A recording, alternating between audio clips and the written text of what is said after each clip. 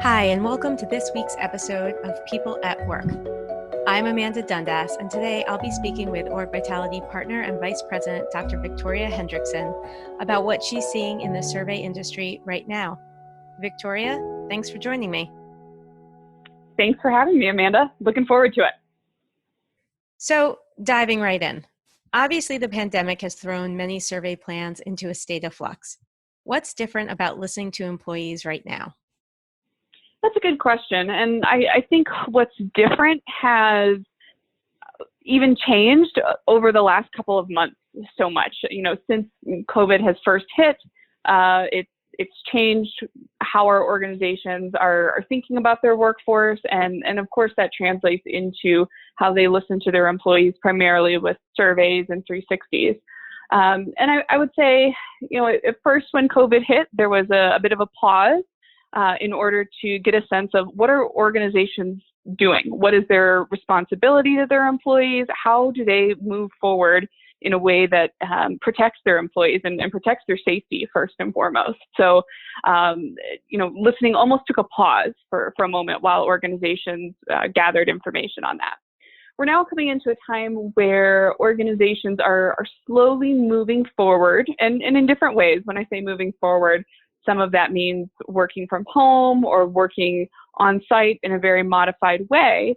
But with moving forward means we have to start to really listen to our employees, and we have to focus how we're listening more than ever. We're not curious about what's their experience like in a broad sense, but we're very, targeted on, do they feel safe? Do they feel safe coming to work? What do they need to feel even more safe?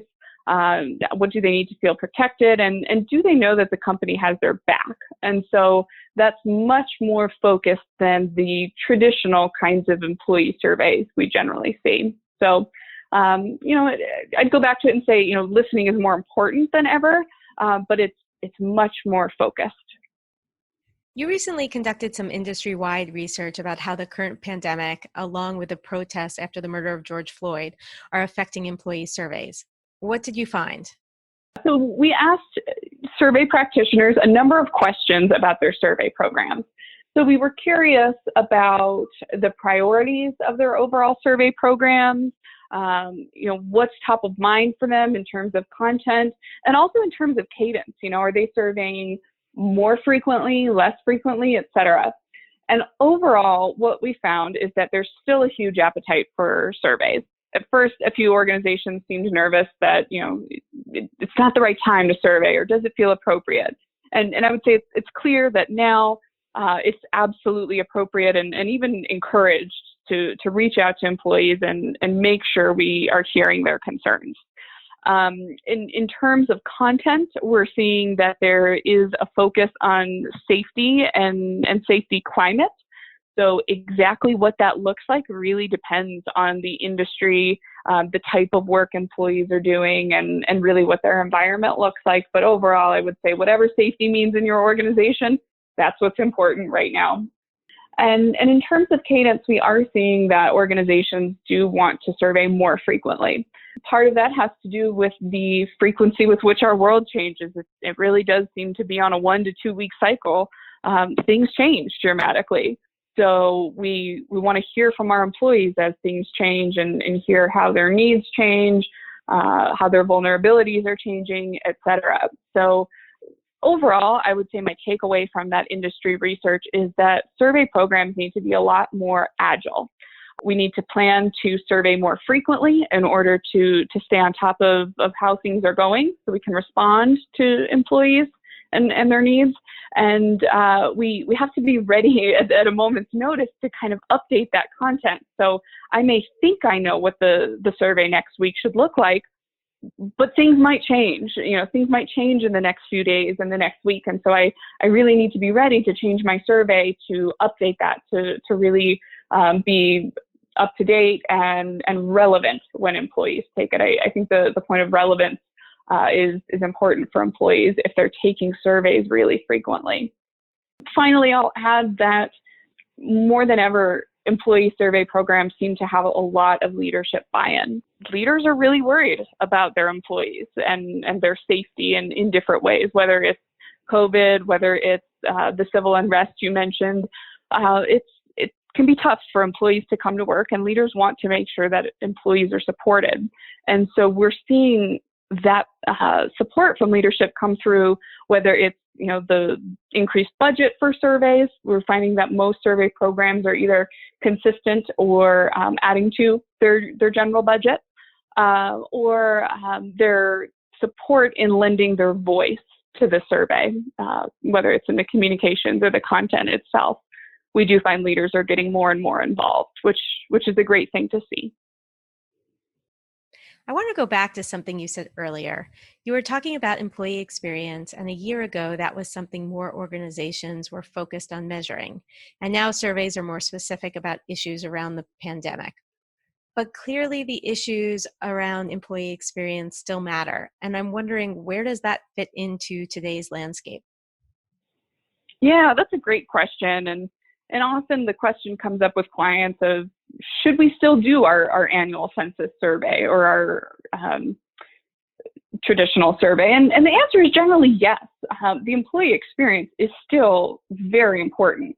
And when I talk about employee experience, it includes things in terms of employee engagement or commitment to an organization, their work experience, work process. Can they get things done? What does their career trajectory look like? How do they feel about the organization's future, et cetera? Those are all still really critical aspects of an employee's reality today. And I think it's still just as important to ask all of those questions. And it just requires a survey practitioner to interpret those results with the lens of COVID. So for example, if we're talking about work process and getting things done, perhaps a good score, in previous years might have been looked at, understood, and moved on. But now, when we look at those scores, we want to understand, as the reality of how people work has changed. The survey can help us identify where people need more support. So we see a lot of people are suddenly working from home, and it's wonderful to see people working from home. It keeps people safe. However, a lot of organizations were not ready for people to go work from home. And so a survey can help us uncover, where do people need to be better connected? What other resources do they need? Are teams still connecting in the way they should, et cetera? Those are all really critical things in order to help employees be productive, help organizations be effective. And yet they're not questions about COVID itself. That it's a different way we'll look at and understand the data, but it's asking about an employee's overall experience still. It's funny because I read an article in the New York Times maybe a week or two ago saying how effective employees are while working remotely. And today there was another article saying what a disaster it is when people have to work from home. And both had lots of examples from organizations to prove their point. But it struck me that it probably really depends on your organization. So I imagine measuring employees and getting their feedback is really critical to understanding how well remote work works for you. I think that's right. And I think it also varies for organizations that have people both on site and at home. Collaboration can be a little more difficult, or I suppose I should say it could take more conscious design and effort, where you have folks at home who are communicating with each other, and how do they communicate appropriately with those on site. Again, it's new for so many organizations, and also for some cultures. In the U.S. and certain parts of Western Europe, the idea of working from home is fairly accepted, and it's fairly routine. And even if a particular individual didn't work from home before, it's fairly easy to get a sense of how they can make that transition.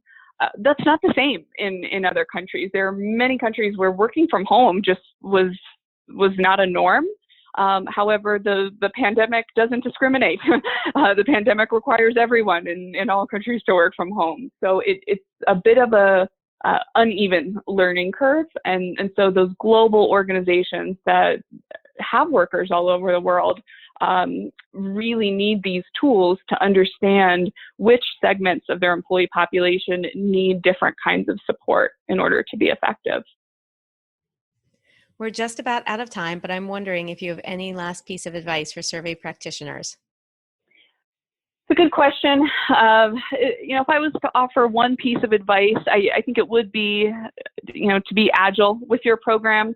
You want to plan for your survey strategy the best you can. And if I were to plan for a client's organizational survey strategy, it would be a all-encompassing survey with a number of organizational effectiveness topics, as well as the focus on responding to the pandemic and responding to anti-racist goals. I think those are really important and cover a variety of ways that we can support employees. But with that, you do have to keep in mind that the world changes every few weeks now. So designing both your content and the mechanics of your program to change when you need them to. All right. Well, thank you again for your time today and sharing such specific information with us. Thank you. Thanks everyone for tuning in. You can find more information on this issue, along with many others, at our website at orgvitality.com/resources. Until next time, I'm Amanda Dundas, and this is People at Work.